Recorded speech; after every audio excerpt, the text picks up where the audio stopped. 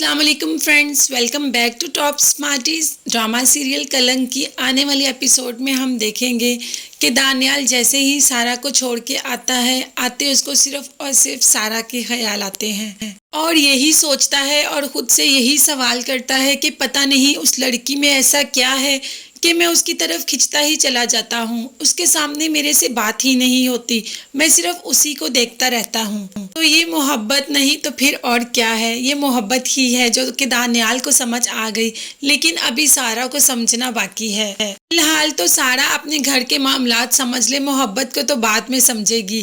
جیسے ہی شہانہ آتی ہے دریا کے گھر سے تو آتے سارا دروازہ کھولتی ہے اور اسے کہتی ہے کہ سلام کرنے کی بھی تم نے زحمت گوارا نہیں کی، تو سارا آگے سے ایک ہی سوال کرتی ہے کہ آپ نے میری ماں کو تھپڑ کیوں مارا؟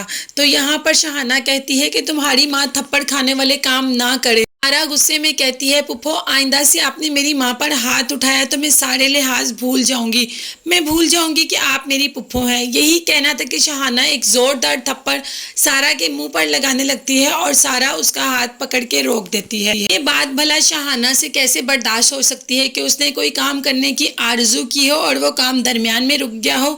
بس اسی بات کو لے کر ایک عجیب سا جنگ کا ماحول بنا کے بیٹھ جاتی ہے کہ تمہاری بیٹی نے میرے پہ ہاتھ اٹھایا، اس کی ماں کو کہتی ہے۔ تو اس کی ماں کہتی ہے میری بیٹی ایسا کر ہی نہیں سکتی، اس نے صرف اور صرف آپ کا ہاتھ روکا۔ یہی فون دریا کو کر دیتی ہے اور دریا اپنی ساس سے کہتی ہے کہ سارا نے میری ماں پر تھپڑ لگایا اور میں اپنی ماں کو یہاں بلا رہی ہوں، جس پر رومانہ کہتی ہے سارا ایسا نہیں کر سکتی۔ دریا کہتی ہے جی وہی ٹھیک ہے، باقی سب غلط ہے، میری ماں یہاں آ رہی ہے۔ وہاج کے پاس جاتی ہے، اسے بھی ساری کہانی بتاتی ہے اور اسے کہتی ہے جائیں اور اماں کو لے کر آئیں، اب اماں یہی رہے گی۔